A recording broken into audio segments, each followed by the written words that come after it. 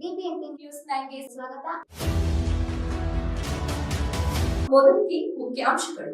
ಈ ಪೊಲೀಸ್ ಅಧಿಕಾರಿಗಳು ಒಂದು ರೀತಿ, ಪೊಲೀಸ್ ಸ್ಟೇಷನ್ಗಳು ಒಂದು ರೀತಿ ಕಾಂಗ್ರೆಸ್ಸಿನ ಕಚೇರಿಗಳಿಗೆ ಇವತ್ತು ಪರಿವರ್ತನೆ ಆಗಿದೆ. ಕರ್ನಾಟಕ ರಾಜ್ಯದಲ್ಲಿ ಪೊಲೀಸರು ಕಾಂಗ್ರೆಸ್ ಏಜೆಂಟ್ರಂತೆ ಇವತ್ತು ವರ್ತನೆ ಮಾಡ್ತಾ ಇದ್ದಾರೆ.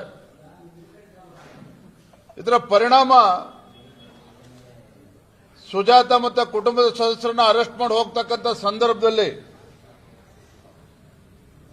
ಆ ಮಹಿಳೆಯನ್ನ ವಿವಸ್ತ್ರಗೊಳಿಸಿ ಇವತ್ತು ಹಲ್ಲೆ ಮಾಡಿರುವಂತದ್ದು ಭಾರತೀಯ ಜನತಾ ಪಾರ್ಟಿ ನಾವು ಇದನ್ನ ಖಂಡಿಸ್ತೇವೆ.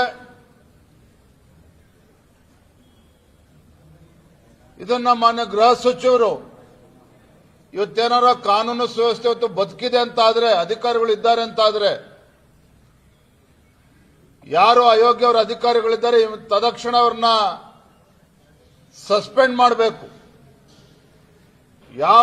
ಯಾವ ಅಧಿಕಾರಿಗಳು ಈ ಕಾಂಗ್ರೆಸ್ ಪುಡಾರಿಗಳ ಮಾತನ್ನ ಕಟ್ಕೊಂಡು ಆ ದಲಿತ ಹೆಣ್ಣು ಮಗಳು ಬಿಜೆಪಿ ಕಾರ್ಯಕರ್ತ ಮೇಲೆ ಹಲ್ಲೆ ಮಾಡಿದ್ದಾರೆ, ವಿವಸ್ತ್ರಗೊಳಿಸಿದ್ದಾರೆ, ಆ ಎಲ್ಲ ಅಧಿಕಾರಿಗಳ ವಿರುದ್ಧ